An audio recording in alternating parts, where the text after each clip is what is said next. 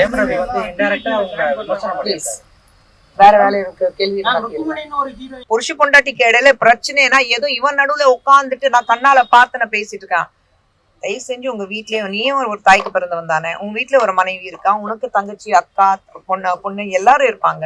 அவங்கள பத்தி ஒரு தடவை பேசி பாருங்களேன், எப்படி ஃபீல் பண்றாங்கன்னு தெரியட்டும். டபுள் ஆக்குபென்சி பொறுத்த வரைக்கும் இது வந்து நிச்சயமாக ஒரு ராம்காம். யங்ஸ்டர்ஸ் இன்னைக்கு இருக்குது, யங்ஸ்டர்ஸ்க்கு வந்து எந்த மாதிரி படங்கள் பிடிக்கும், அதனாலதான் முழு பொறுப்பு வந்து யங்ஸ்டர்ஸ் மேல கொடுத்தாச்சு. அனந்திதா சுந்தர் இருக்கட்டும், ஸ்டார் காஸ்ட் இருக்கட்டும், அஸ்வின் கந்தசாமி டைரக்டர் இருக்கட்டும், எல்லாரும் வந்து ஒரு யங்ஸ்டர் உருவாக்குன ஒரு படம். ஜெனரேஷன் நெக்ஸ்ட் சொல்றோம்.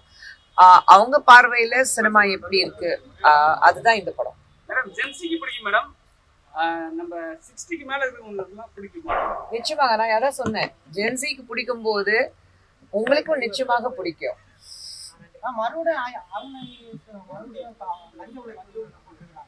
பாலிடிக்ஸ் மட்டும் வேண்டாம் இந்த ஸ்டேஜ்ல ப்ளீஸ். ஒரு ஹீரோயினுக்கு மறுபடியும் மாப்பிங் பண்ணி வீடியோ போட்டதா சொல்லி ஹைதராபாத்ல கம்ப்ளைண்ட் பண்ணிருக்காங்க. இது தொடர்ந்துட்டே இருக்குது. அவங்க மாப்பிங் பண்ணி போடுற மாதிரியான ஹீரோயின்ஸோ மாப்பிங் பண்ணி போடுற மாதிரி இல்ல, அந்த யார் அந்த மாதிரி மாப்பிங் பண்ணிட்டு போடுறாங்களோ அவங்க வீட்டுல இருக்கிற பெண்கள் ஒரு மாப்பிங் பண்ணி பாருங்க எப்படி இருக்கும்னு அப்போ தெரியும் உங்களுக்கு. இறந்துட்டாங்க, அவங்க அம்மா வந்து தப்பா போர்ட்ரேட் பண்றாங்க இந்த சோஷியல் மீடியால. நீங்க எப்படி பாக்குறீங்க தாயா?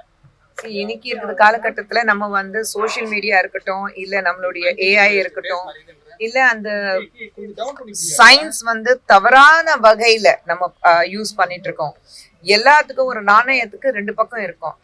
பட் நம்ம வந்து எது சரி எது தவறு அது பார்க்காம, என் கையில ஒரு மொபைல் இருக்கு, நான் என்ன வேணாலும் பயன்படுத்துவேன். ஒரு ஏஐ ஜெனரேட்டர் ஃபிகர் கிரியேட் பண்ணுவேன், டீப் ஃபேக் கிரியேட் பண்ணுவேன், யார் பத்தி என் முகம் தெரியல, யார் பத்தி வேணாலும் எது வேணாலும் சொல்லுவேன்.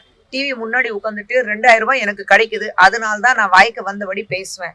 யார் இப்படி எல்லாம் பண்றாங்களோ, இன்க்ளூடிங் பல யூடியூபர்ஸ் உட்கார்ந்து பேசிட்டு இருக்காங்க. ஏதோ என் புருஷ பொண்டாட்டிக்கு இடையில பிரச்சனைனா ஏதோ இவன் நடுவுல உட்காந்துட்டு நான் கண்ணால பார்த்து நான் பேசிட்டு இருக்கான். தயவு செஞ்சு உங்க வீட்லயே நீயும் ஒரு தாய்க்கு பிறந்தவன் தானே, உங்க வீட்டுல ஒரு மனைவி இருக்கா, உனக்கு தங்கச்சி அக்கா பொண்ணு எல்லாரும் இருப்பாங்க.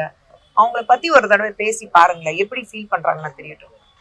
நல்ல ஹாப்பி சினிமா பத்தி பேசுவோமே. கருப்பு நல்லா ஓடிக்கிட்டு இருக்கு, அந்த மாதிரி நல்ல படங்கள் ஓடணும், சினிமா தியேட்டருக்கு போய் படம் பார்க்கணும். கருப்புக்கு வந்து சூர்யா அவர்களுக்கும் ஆர்ஜே பாலாஜி அவர்களுக்கும் வாழ்த்துக்கள், அப்படி விஷயங்கள் எல்லாம் சொல்லுங்களேன். நல்லா இருக்குல்ல, சினிமா நல்லா இருக்கணும். சினிமா இன்னைக்கு சினிமா சம்பந்தப்பட்ட விஷயங்கள் பேசிட்டு இருக்கோம், தொடர்ந்து அது பேசுவோம். தேங்க்யூ.